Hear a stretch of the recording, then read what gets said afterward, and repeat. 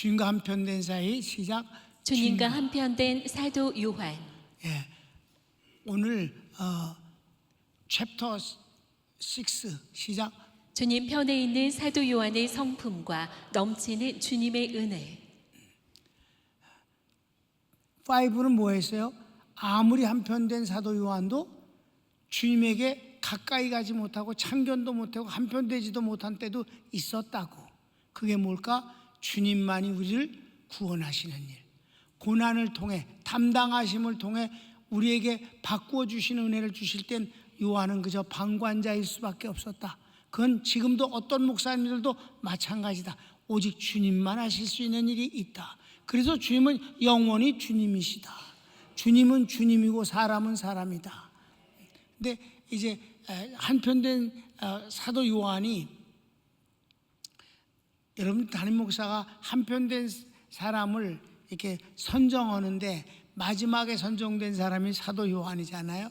왜 사도 요한을 선정하기가 어려우냐 하면은 그래서 이게 파생되어진 걸 갖고 나가서 세미나 할 때 사도 요한을 소개할 때는 있었어요. 근데 이게 한편된 사이로 교환을 만든 건 요번에 처음 만든 거예요.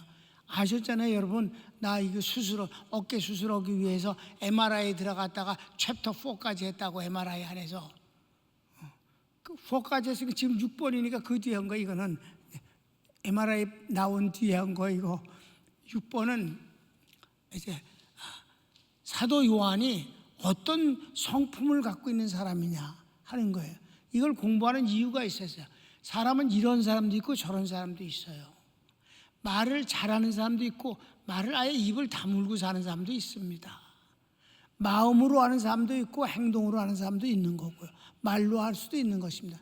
주의 일은 여러 방법으로 주님을 섬길 수 있는 거예요. 그런 중에 사도 요한의 특징이 A 읽읍시다. 시작. 사도 요한의 성격은 내성적입니다. 동시에 정열적이기도 합니다. 내성적인데 한번 성질나면 무서워. 그리고 아주 적극적이에요. 그런데 말이 없어요. 말이. 그래서 말이 없기 때문에 이를 한편된 사회의 주인공으로 드러내게 하는 일에 내 편에서 힘이 들더라, 이 말입니다. 왜? 밖으로 드러난 장면들이 별로 없으니까. 그래서 1번, 초기 교회 시대 때 베드로와 요한 두 사람이 복음 전도 현장에서 함께 일하는 경우에 두 사람의 특성이 잘 드러납니다. 베드로는 정치 성향이 있어 외향적이며 말을 잘합니다. 반면 요한은 표현이 별로 없습니다. 2번, 사도행전에서 첫 번째 표적은 요한과 베드로가 성전에 기도하러 가기 위해 날 때부터 걷지 못하는 사람을 고치는 장면입니다. 가르치기 1번, 이때 병자와 대화하는 사람은 베드로입니다. 예수님 이름으로 병자가 나아 걷고 뛰고 하나님을 찬송합니다. 주님의 첫 번째 제자가 4명이에요. 베드로 형제, 그리고 사도 요한의 형제입니다. 그런데 주님이 그 4사람 중에서 안드레는 빼놓고 3사람만 항상 비밀된 곳을 데리고 다니셔요. 특별히 야이로의 딸을 살려주시는 현장이라든가 변화산에서 주님이 막 완전히 변하셔서 사람 같지 않았어요. 너무 영광스럽게 돼서 사람들이 놀라서 엎드러졌어요. 모세와 엘리야가 다 나타났어요. 하나님도 나타나셨어요. 이런 장면엔 3명만 데리고 다니셨다. 그런데 주님이 십자가에 죽으시고 부활 승천하신 뒤 성령을 보내신 이후에는 2사람만 지도자로서 나타나요. 그게 베드로와 사도 요한입니다. 그런데 2사람이 너무나도 성격이 극과 극이에요. 베드로는 항상 말씀을 잘 전하고 말하는 걸 좋아하는데 사도 요한은 그냥 입에다가 뭘 꼬맨 거 같이 말을 안 해. 그게 다른 거죠. 그런데 가장 중요한 때는 베드로도 떠나고 요한만 남는다. 이미 공부했죠? 언제? 예수님 재판받을 때 베드로는 3번 부인하고 도망갔습니다. 사도 요한은 십자가에서 주님이 피 흘려 돌아가시는 그 현장까지 지켰으며 마지막 유언을 받아들이는 것도 사도 요한입니다. 그러니까 한편된 사이에 사도 요한은 합격하고 베드로는 탈락된 겁니다.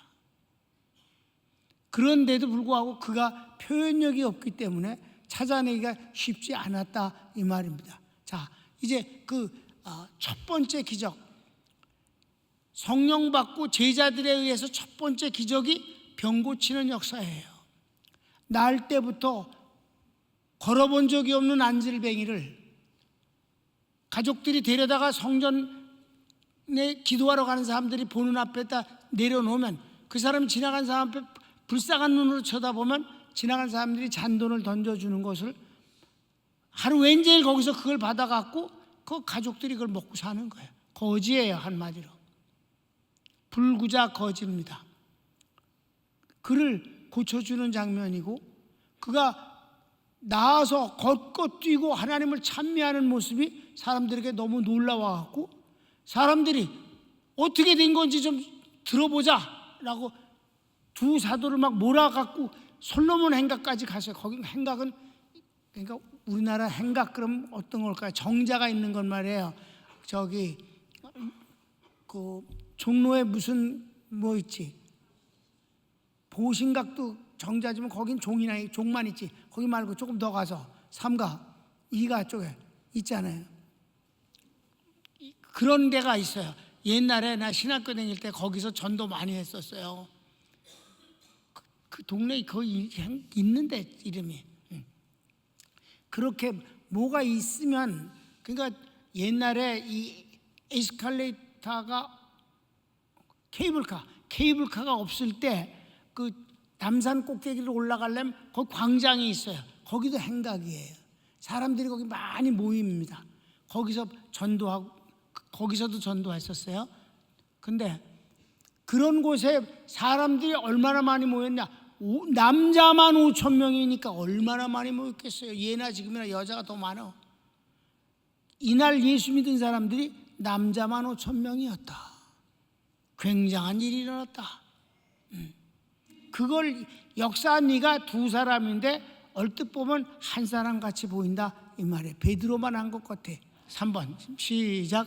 많은 사람이 예수님을 믿으니 유대교 지도자들이 시기가 가득하여 요한과 베드로를 고발합니다. 베드로가 성령 충만하여 복음을 전하고 요한도 담대히 말합니다. 결과는 유대 지도자들이 재판에서 패합니다. 자, 설교가 끝났을 때 많은 사람이 믿었다고 그랬어요. 자, 성경을 읽어봅시다. 사도들이 백성에게 말할 때에 제사장과 성전 맡은 자와 사두개인들이 이르러 백성을 가르침과 예수를 들어 죽은 자 가운데서 부활하는 도전함을 싫어하고 저희를 잡음에 날이 이미 저문고로 이튿날까지 가두었으나 말씀을 들은 사람 중에 믿는 자가 많으니 남자의 수가 약 5천이나 되었더라. 이튿날에 관원과 장로와 서기관들이 예루살렘에 모였는데 대제사장 안나스와 가야바와 요한과 알렉산더와 및 대제사장의 문중이 다 참회하여 사도들을 가운데에 세우고 묻되 너희가 무슨 권세와 네 이름으로 이 일을 행하였느냐. 이에 베드로가 성령이 충만하여 가로되 백성의 관원과 장로들아 만일 병인에게 행한 착한 일에 대하여 이 사람이 어떻게 구원을 얻었느냐고 오늘 우리에게 질문하면 너희와 모든 이스라엘 백성들은 알라. 너희가 십자가에 못 박고 하나님이 죽은 자 가운데서 살리신 나사렛 예수 그리스도의 이름으로 이 사람이 건강하게 되어 너희 앞에 섰느니라. 이 예수는 너희 건축자들의 버린 돌로서 집 모퉁이의 머리돌이 되었느니라. 다른 이로서는 구원을 얻을 수 없나니 천하 인간의 구원을 얻을 만한 다른 이름을 우리에게 주신 일이 없음이니라 하였더라. 저희가 베드로와 요한이 기탄 없이 말함을 보고 그 본래 학문 없는 범인으로 알았다가 이상히 여기며 또 그 전에 예수와 함께 있던 줄도 알고 또 병나은 사람이 그들과 함께 섰는 것을 보고 힐날할 말이 없는지라 명하여 공회에서 나가라 하고 서로 의논하여 가로되 이 사람들을 어떻게 할꼬 저희로 인하여 유명한 표적 나타난 것이 예루살렘에 사는 모든 사람에게 알려졌으니 우리도 부인할 수 없는지라. 이것이 민간에 더 퍼지지 못하게 저희를 위협하여 이후에는 이 이름으로 아무 사람에게도 말하게 말자 하고, 그들을 불러 경계하여 도무지 예수의 이름으로 말하지도 말고 가르치지도 말라 하니, 베드로와 요한이 대답하여 가로되 하나님 앞에서 너희 말 듣는 것이 하나님 말씀 듣는 것보다 옳은가 판단하라. 우리는 보고 들은 것을 말하지 아니할 수 없다 하니, 관원들이 백성을 인하여 저희를 어떻게 벌할 도리를 찾지 못하고 다시 위협하여 놓아주었으니, 이는 모든 사람이 그된 일을 보고 하나님께 영광을 돌림이로라. 이 표적으로 병나인 사람은 40여 세나 되었더라. 아멘. 5천 명이 넘는 사람이 모여서 베드로의 설교를 듣고 환호한다는 것은 금방 안보 문제예요. 이게 무슨 일이야? 여러분, 식민지에서 많은 사람이 모이는 것은 신경 쓰여지는 일이에요. 그러니까 막 다들 와서 보니까 어마어마한 사람이 모였는데 베드로가 막 설교를 한단 말이에요. 천하인간의 구원을 얻을 만한 다른 이름을 주신 적이 없다. 너희가 십자가에 죽인 예수를 하나님이 살리사 주와 그리스도 삼으셨고, 바로 이 사람, 너희가 잘 알고 있는 이 날 때부터 안질병인 이 사람을 건강케 하신 이가 바로 예수의 이름으로 그분이 하신 거다. 이러니까 막 난리가 났어요. 남자만 5천 명이 믿었다. 이걸 이대로 둬선 큰일 나겠다. 예수보다 어떻게 더하냐 이게. 어떻게 된 거냐 이게. 예수만 죽이면 끝날 줄 알았더니 이게 어떻게 된 거냐. 저희들은 위기의식을 가졌어요. 그런데 그대로 죽일 수가 없어요. 왜? 사람들이 이렇게 많이 따르니까. 그러니까 재판을 통해서 어떻게 벌을 내려야 되겠다. 근데 처음에는 공개 재판을 안 하려고 그랬어요.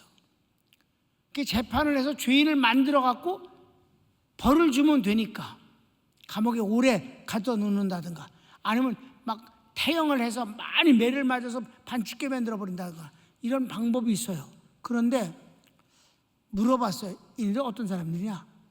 갈릴리에서 고기 잡던 사람들인데. 그래? 그러면 공개 재판하자. 공개 재판을 해서 완전히 박살을 내버리고 사람들한테 내 던져주면 그들이 알아서 돌로 쳐 죽일 거다. 이걸 기대한 것입니다. 그런데 공개 재판을 했는데 결과는 완전히 참담하게 저희들이 망한 것입니다. 근데 이제 설교는 쭉 베드로가 했어요.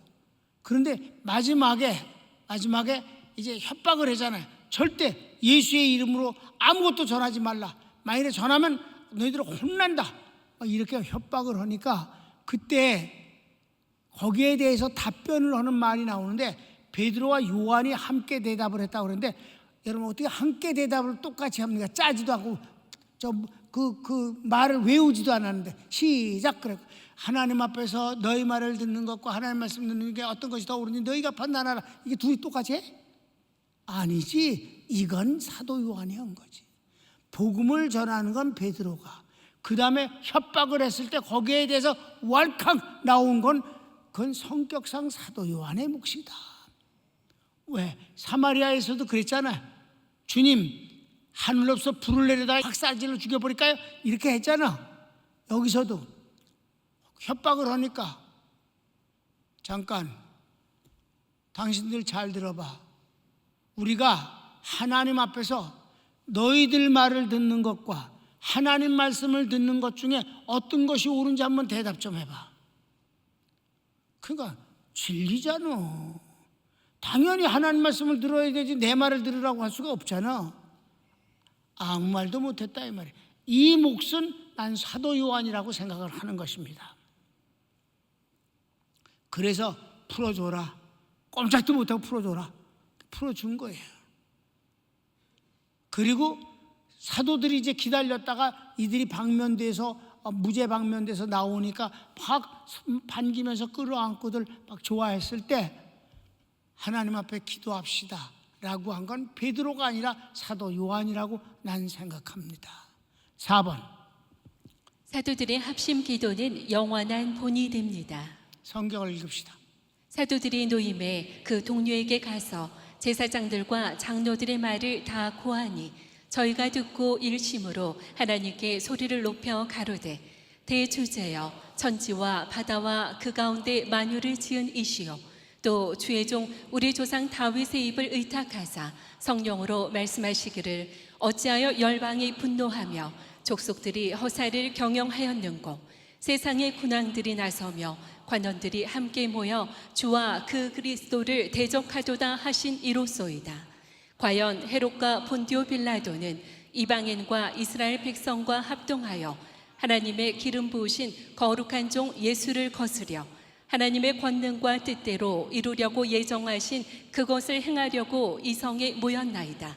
주여 이제도 저희의 위협함을 하감하옵시고 또 종들러 하여금 담대히 하나님의 말씀을 전하게 하여 주옵소서. 손을 내밀어 병을 낫게 하옵시고 표적과 기사가 거룩한 종 예수의 이름으로 이루어지게 하옵소서 하더라. 빌기를 다음에 모인 곳이 진동하더니 무리가 다 성령이 충만하여 담대히 하나님의 말씀을 전하니라. 아멘. 여러분, 사도들은 12명입니다.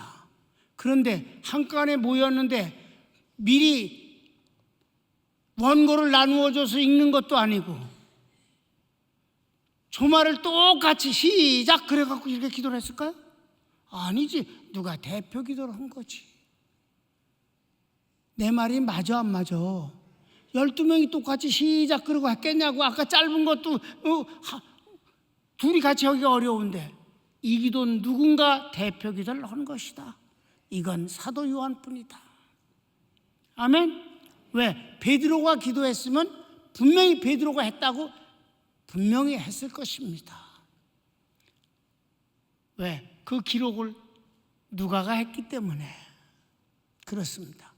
그러니까 누가는 사도 바울을 항상 주인공으로 해서 기록을 해요. 그래서 사도행전은 바로 바울의 행전과 같은 것입니다. 바울이 나타나기 이전엔 베드로를 중심으로 해서 기록을 합니다. 그런데 베드로가 기도하지 않았고 사도들이 합심해서 기도했다고 그러는데 합심했고 기도는 사도 요한이 했을 거라는 것이 내 생각이옵니다. 그건 거의 맞습니다. 베드로가 했으면 베드로가 그렇게 기도했다고 분명히 적었어요. 베드로가 안 한 거기 때문에 그냥 베드로와 사도 요한이 재판하는 것들한테 그렇게 공격하는 말을 쓴 것도 그렇고 여기 합심한 것도 난 사도 요한의 기도라고 믿습니다. 내가 그렇게 생각할 뿐이야. 성경 기록을 안 했기 때문에 이거를 명문화해서 말할 수는 없지만 사도들이 합심해서 이걸 똑같이 외우지는 않았다 이 말이에요. 누군가가 했다면 이거는 주님을 사랑하는 사도 요한 몫이다. 아멘. 기도가 너무 멋있어요. 그래서 제목이 뭐예요? 사도들의 합심 기도는 영원한 주의 종들에게 본이 되는 것입니다.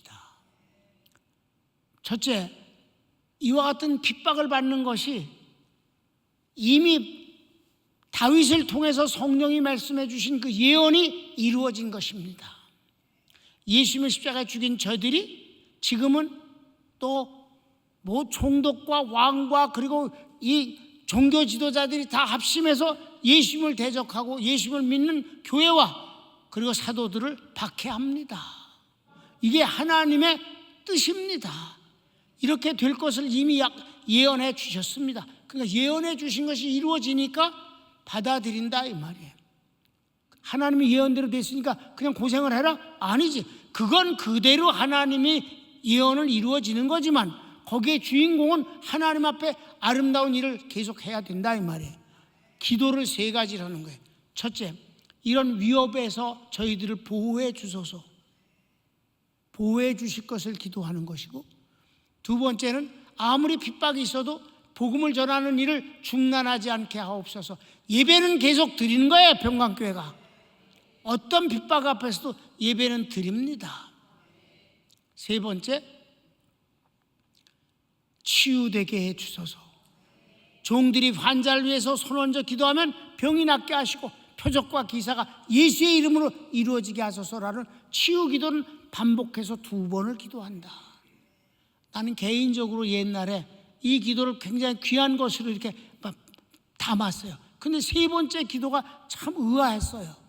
첫 번째, 두 번째 기도는 참 어울리는데 그 상황에서 세 번째 병 나는 기도를 이렇게 왜 이렇게 간절히 했을까? 근데 금방 답을 얻었어요. 왜 이런 일이 일어난 거예요? 왜 5천 명이 믿었고, 왜 감옥에 갔고, 왜 재판을 받았고, 왜 지금 이 지경이 됐을까요? 병 고쳤기 때문이야. 아멘.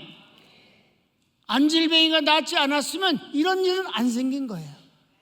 여러분, 복음이 전하는 곳엔 치유가 반드시 있는 거다. 치유 없는 것은 복음도 아니다. 복음 안에는 반드시 치유가 포함됩니다. 병이 안 낫는데 누가 5천 명이 믿었겠소?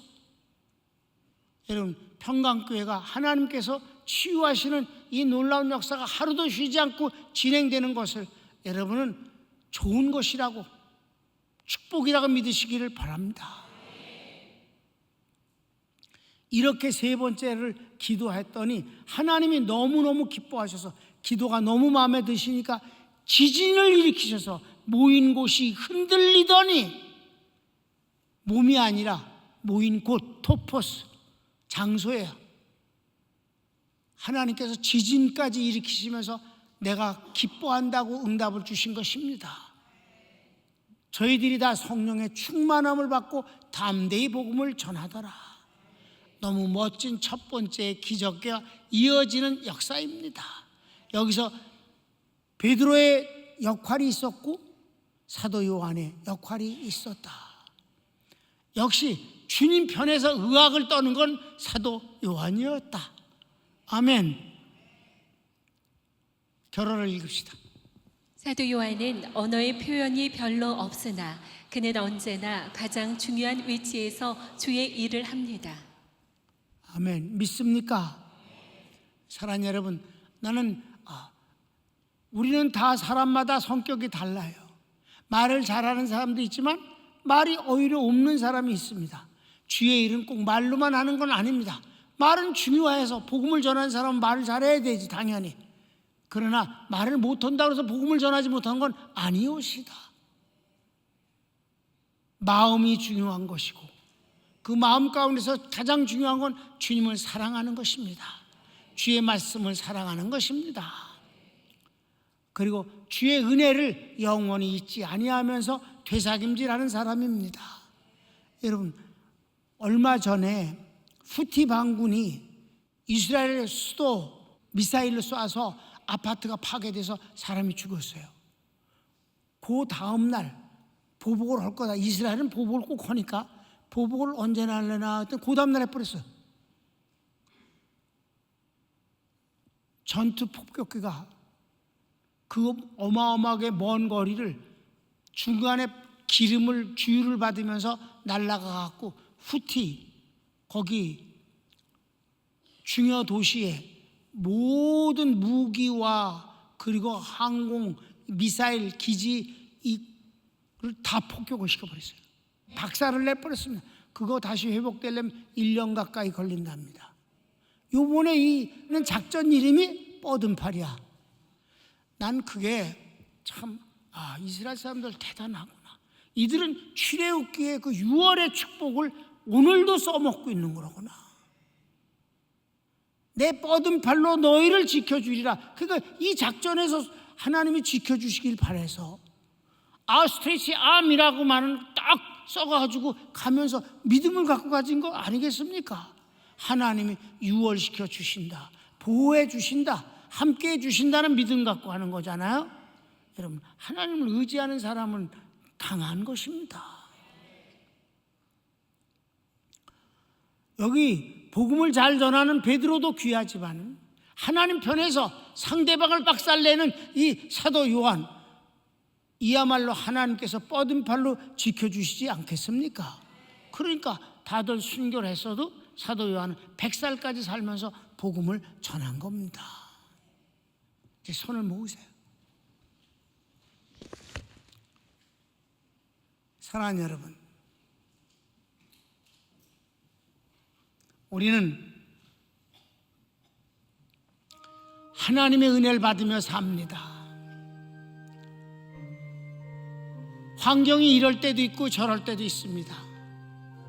그 환경을 받아들이되 그냥 숙명적으로 눌리지 마시고 어려움은 어려운 것을 호소하시길 바랍니다. 이게 우리의 연약한 우리가 하나님 앞에 기도할 수 있는 축복입니다. 그러면 하나님은 뻗은 발로 여러분을 붙잡아 주십니다. 여러분 얼마나 멋있어요. 뻗은 하나님이 쭉 팔을 뻗었다. 그 팔에 힘이 있지 않겠습니까?